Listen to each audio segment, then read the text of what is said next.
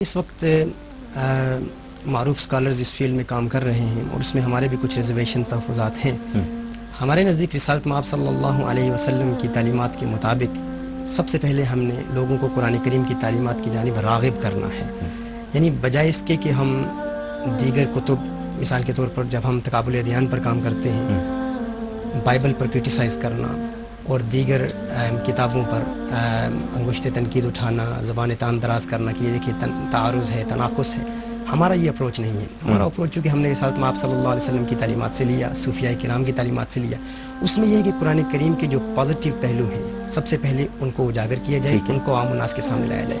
اور رسالت مآب صلی اللہ علیہ وسلم کی سیرت پر حضور اکرم صلی اللہ علیہ وسلم کا پیغام محبت، امن و عاشقی اور محبت اور رواداری کا جو خوبصورت پیغام صوفیاء نے ہم تک پہنچایا ہے، ہم اس کی ترویج کر رہے ہیں۔ اس کے ساتھ ساتھ پھر ہم قرآن کریم میں جو سائنٹیفک فیکٹس ہیں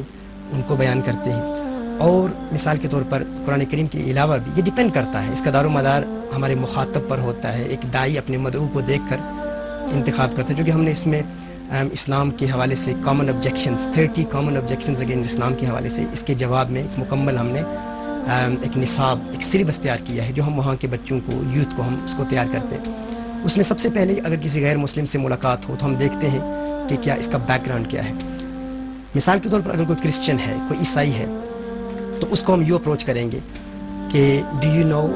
that Islam is the only non Christian religion in which it is known with necessity to venerate Isa alayhi salam, to dignify Isa alayhi salam, to respect Sayyidina Isa ala nabiyina alayhi salatu wasalam, which means that if someone was to disrespect, even if one was to disrespect the hair of Isa alayhi salam, would become a non-Muslim. یعنی اسلام میں یہ ضروریات دین میں سے ہے کہ عیسیٰ علیہ السلام کا احترام کیا جائے، یعنی اگر کسی شخص نے عیسیٰ علیہ السلام کی ذات پر تنقید کی، یہاں تک کہ ان کے بال مبارک یا نال مبارک کے گرد کی بھی توہین کی، تو وہ غیر مسلم ہو جائے گا۔ یہ پیغام کسی اور دین میں نہیں ہے، یعنی یہود میں یہ نہیں ہے، عیسائیت میں یہ نہیں ہے کہ رسالت مآب صلی اللہ علیہ وسلم پر ایمان لانا، اور یہ بہت اٹریکٹ کرتا ہوگا غیر مسلموں، فوراً اٹریکشن پیدا ہوتی ہے۔ اس کے علاوہ خدمت خلق کا جو ہمارا پیغام ہے، یہ تو چند لاجیکل چیزیں ہیں، پھر سائنٹیفک فیکٹس ہیں قرآن کریم میں، اسٹرانومی ہے، اسٹرالوجی ہے، یعنی بایولوجی ہے، ایسٹرو فزکس ہے،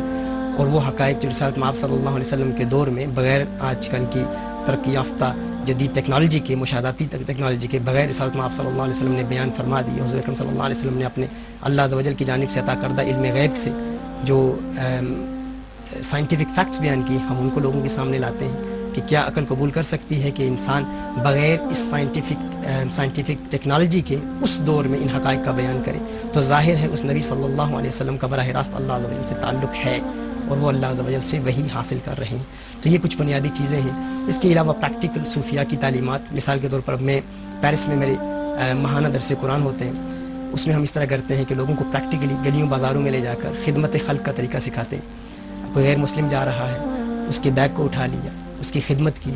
اس کی ہیلپ کی، اور آخر میں بتایا کیا تو جانتا ہے کہ میں نے یہ تیری خدمت کیوں کی ہے؟ وہ پوچھتا ہے کیوں کی ہے؟ دیکھ میں تجھے جانتا نہیں ہوں، میرا تجھ سے کوئی انسلاک نہیں، کوئی وابستگی نہیں، اور شاید آئندہ زندگی میں کبھی ملاقات بھی نہ ہو، لیکن ایک محمد عربی صلی اللہ علیہ وسلم نبی ہو گزرے ہیں جن کی تعلیمات خدمت خلق کی تعلیمات، یہ اٹریکشن ای میل ایکسچینج کر لیا، کانٹیکٹ نمبر لے لیا، پھر ان سے روابط